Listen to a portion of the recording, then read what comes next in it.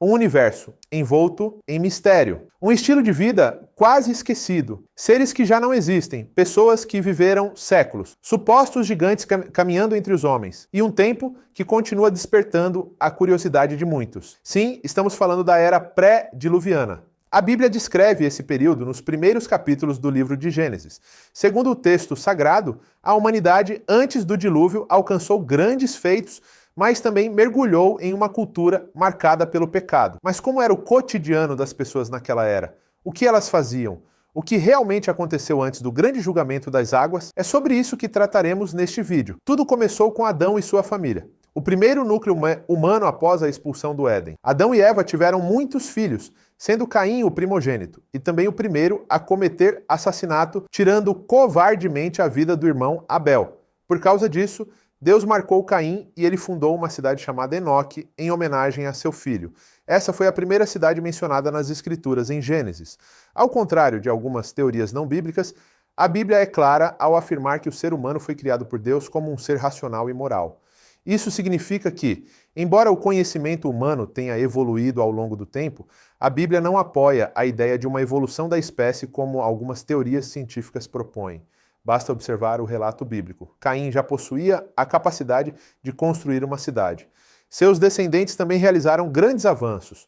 Com Jabal, Jubal e Tubal-Caim, a sociedade aprendeu a viver em tendas, criar gado, produzir música e trabalhar com metais como o cobre e o ferro.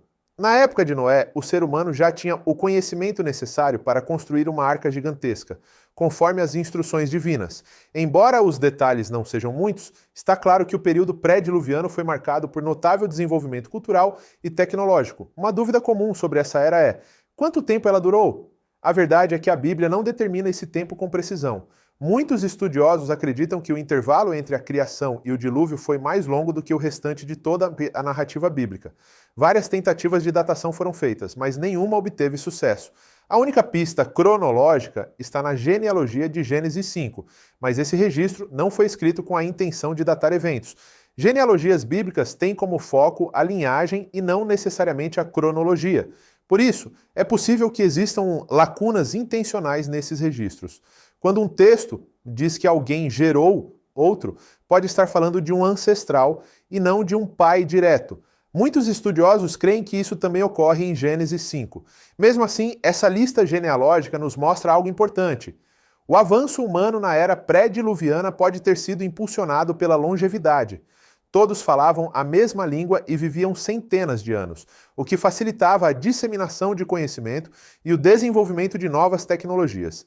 Embora existam diferentes interpretações sobre essa longevidade, a visão tradicional cristã aceita que as pessoas realmente viveram tanto quanto está registrado. E é essa interpretação que estamos usando aqui. O pecado foi, sem dúvida, o traço mais marcante daquela era.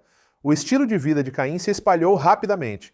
Lameque, seu descendente, foi o primeiro a praticar a poligamia e ainda se vangloriava por ter cometido 2 assassinatos, conforme vemos em Gênesis 4, 18 a 24.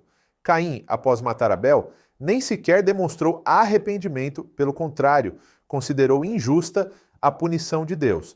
Em Gênesis 6, lemos que os filhos de Deus se uniram às filhas dos homens. Alguns interpretam isso como a união entre anjos caídos e mulheres humanas. Porém, a maioria dos estudiosos entende que essa expressão simboliza o casamento entre pessoas piedosas e ímpias, o que resultou na corrupção generalizada da sociedade. A linhagem de Sete, que manteve viva essa fé em Deus, acabou se misturando com a de Caim. Isso levou à completa degradação espiritual. Dessa união, surgiram os Nefilins, homens fortes e famosos na antiguidade. Mesmo assim, houve pessoas fiéis a Deus.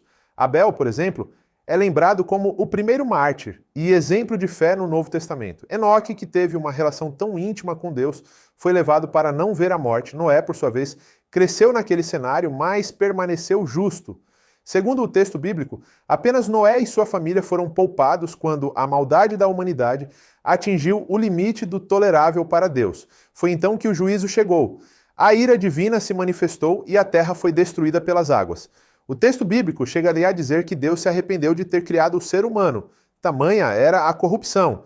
O apóstolo Pedro, no Novo Testamento, diz que aquele mundo foi destruído pelas águas do dilúvio, mas tudo isso serve como um grande alerta.